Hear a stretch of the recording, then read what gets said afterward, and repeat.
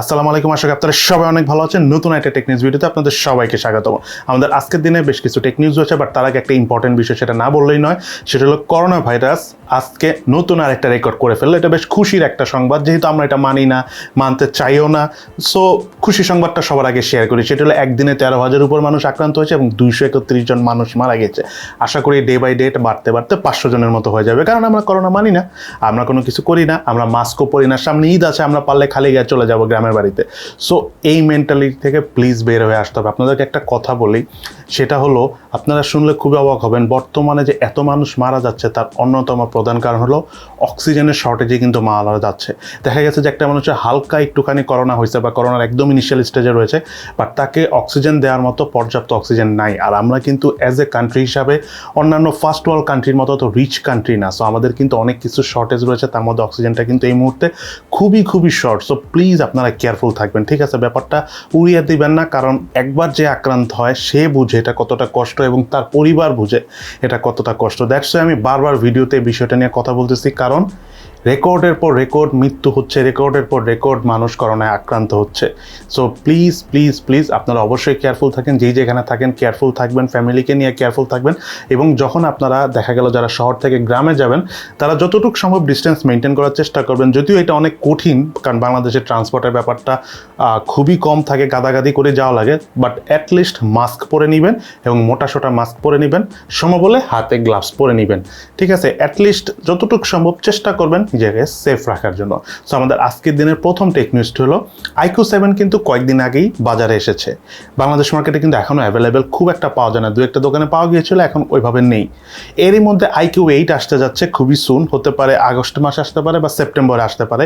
এবং IQ8-এ কিন্তু স্ন্যাপড্রাগনের 888 প্রসেসর দিয়ে বেশ শক্তিশালী কনফিগারেশন আসবে বলে আমরা ধারণা পেয়েছি। এবং এতে আরও থাকার সম্ভাবনা রয়েছে 120Hz রিফ্রেশ রেটের পাশাপাশি অ্যামোলেড ডিসপ্লে এবং 4000 mAh ব্যাটারি, পাশাপাশি 120 ওয়াটের ফাস্ট চার্জারও থাকতে পারে বলে আমরা লিক্স থেকে ইনফরমেশন পেয়েছি। সো আপনারা যারা IQ7 কিনতে চাচ্ছিলেন, আর কিছুদিন ওয়েট করুন, IQ8টাই কিনতে পারবেন। এদিকে রিয়েলমির তরফ থেকে আমরা কিছু লিক্স পেয়েছি, সেখান থেকে আমরা বুঝতে পারতেছি যে রিয়েলমি খুবই সুন তারা তাদের নতুন একটি ট্যাব নিয়ে আসতে যাচ্ছে এবং এই ট্যাবটির সাইজ হবে হলো 10.4 ইঞ্চি এবং এতে থাকবে হলো 7100 mAh ব্যাটারি এবং তার পাশাপাশি এটি গ্রে কালার এবং ব্ল্যাক কালার আসতে পারে বলে টুকটাক কিছু লিক্স থেকে আমরা ইনফরমেশন পেয়েছি। বাট ট্যাবটা কবে লঞ্চ হবে এই ব্যাপারে আমরা কোনো ধারণা পাইনি।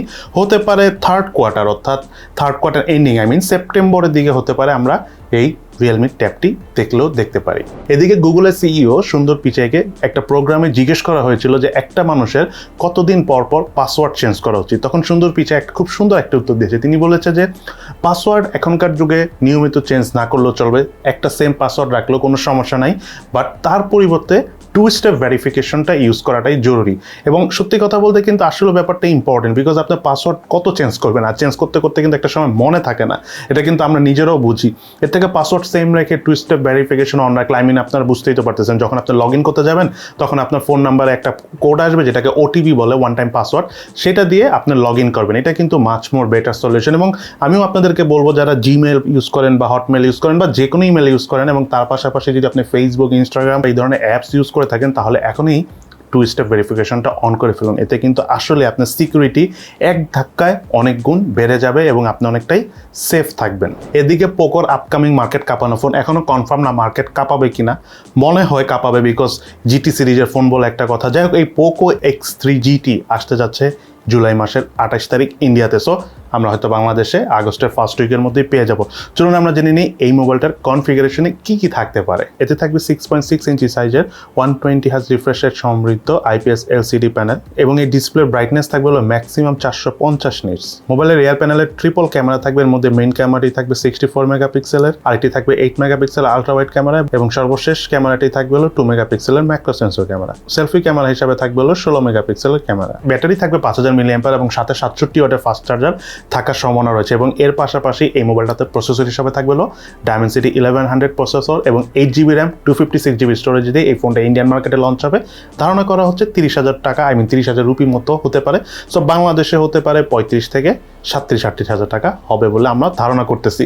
তবে Dimensity 1100 দিয়ে বাংলাদেশে ওইভাবে তেমন কোনো ফোন আসেনি, আমার ঠিক মনে করতে পারতেছি না ঠিক Dimensity 1100 দিয়ে কোনো ফোন এসেছে কিনা, বাট দেখা যাক Poco X3 GT কেমন পারফরমেন্স দেখায় এবার ডায়মেনসিটি 1100 প্রসেসর দিয়ে। খুবই ইন্টারেস্টেড, আমিও ওয়েট করতেছি এই মোবাইলটার পারফরমেন্স দেখার জন্য এবং ইনশাল্লাহ চেষ্টা করবো বাংলাদেশ মার্কেটে আসলে এই ফোনটার রিভিউ আপনাদের কাছে তুলে ধরার জন্য।